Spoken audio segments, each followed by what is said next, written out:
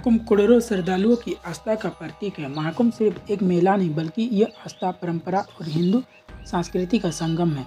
श्रद्धालुओं के लिए यह एक पवित्र एहसास है जिसका इंतजार सभी श्रद्धालुओं को बेसब्री से रहता है। इस साल 13 जनवरी से लगने जा रहा महाकुंभ का मेला कोई मायनों में बेहद खास होने वाला है। इस बार 144 साल बाद पूर्ण महाकुंभ लग रहा है। सरल शब्दों में समझे तो 12 साल लगातार 12 वर्षों के तक लगने के बाद महाकुंभ लगता है, जो 144 साल बाद आता है। महाकुंभ का आयोजन इस प्रयागराज में हो रहा है। इस बार महाकुंभ में क्या कुछ खास होने वाला है, इसके बारे में तो आप सभी जानते ही होंगे, लेकिन क्या आप जानते हैं कि महाकुंभ का इतिहास बरसों पुराना है। महाकुंभ से जुड़े कुछ ऐसे रहस्य हमारे ग्रंथों में छिपे हुए हैं जिन्हें उजागर करना जरूरी है। तो आइए जानते हैं महाकुंभ से जुड़े कुछ रहस्य, साथ ही जानते हैं कब और कहां सबसे पहले हुआ था महाकुंभ का आयोजन। अगर आप इससे पहले वीडियो में नए हैं तो चैनल को सब्सक्राइब करें और वीडियो को लाइक करें ताकि हम जब भी वीडियो अपलोड करें सबसे पहले आप तक पहुंचे।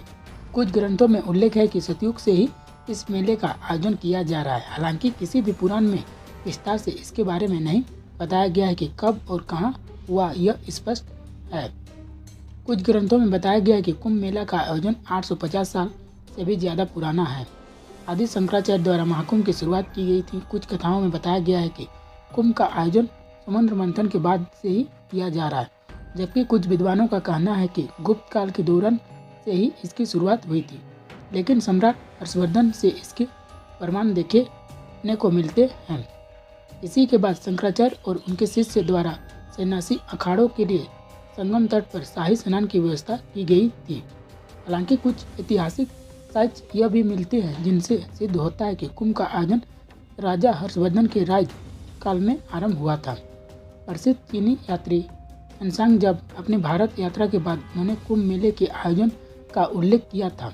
इसी के साथ उन्होंने राजा हर्षवर्धन का भी जिक्र किया है। उनके दयालु स्वभाव के बारे में भी उन्होंने जिक्र किया था। हनसांग ने कहा था कि राजा हर्षवर्धन लगभग हर 5 साल में नदियों के संगम पर एक बार बड़ा आयोजन करते थे, जिसमें वो अपना पूरा कोष गरीबों और धार्मिक लोगों को दान में दे दिया करते थे। समुद्र मंथन के बारे में शिव पुराण, मत्स्य पुराण, पद्म पुराण, भविष्य पुराण समेत लगभग सभी पुराणों में जिक्र किया गया है। मान्यताओं के अनुसार समुद्र मंथन के दौरान जब अमृत कलश बाहर आया था, तब देवताओं और राक्षसों के बीच तनातनी और संघर्षों को कम करने के लिए भगवान विष्णु ने मोहिनी अवतार लिया था। इसके बाद जब देवताओं और राक्षसों के बीच संघर्ष काफ़ी ज़्यादा बढ़ गया तो उन्होंने इंद्रदेव के पुत्र जयंत को यह अमृत कलश सौंप दिया। जयंत कौवे का रूप धारण कर राक्षसों से अमृत कलश को छीनकर उड़ चले थे। जब वो घट को लेकर भाग रहे थे तो अमृत कलश के कुछ बूंदें प्रयागराज, उज्जैन, हरिद्वार और नासिक में गिर गई थी। जहाँ जहाँ अमृत कलश की बूंदें गिरी वहाँ वहाँ कुंभ मेला का आयोजन किया गया, लेकिन और जगहों पे बूंदें नहीं गिरी।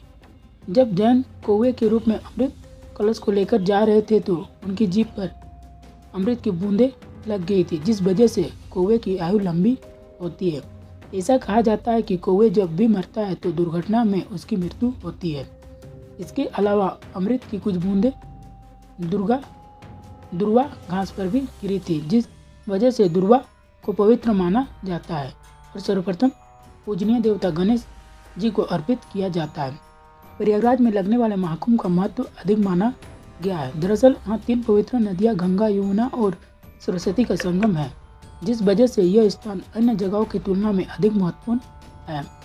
बता दें, सरस्वती नदी लुप्त हो चुकी है, लेकिन वो धरती का धरातल में आज भी बहती है। ऐसा मान्यता है कि जो व्यक्ति इन तीनों नदियों के संगम में शाही स्नान करता है उसे मोक्ष की प्राप्ति होती है। इसीलिए प्रयागराज में इसका महत्व अधिक माना जाता है। तो दोस्तों, आपको वीडियो कैसा लगा कमेंट सेक्शन में जरूर बताएं। अगर आपको हमारी जानकारी अच्छी लगी तो आप हमारे चैनल को सब्सक्राइब करें ताकि हम जब भी वीडियो अपलोड करें सबसे पहले आप तक पहुँचे। जय हिंद, जय भारत।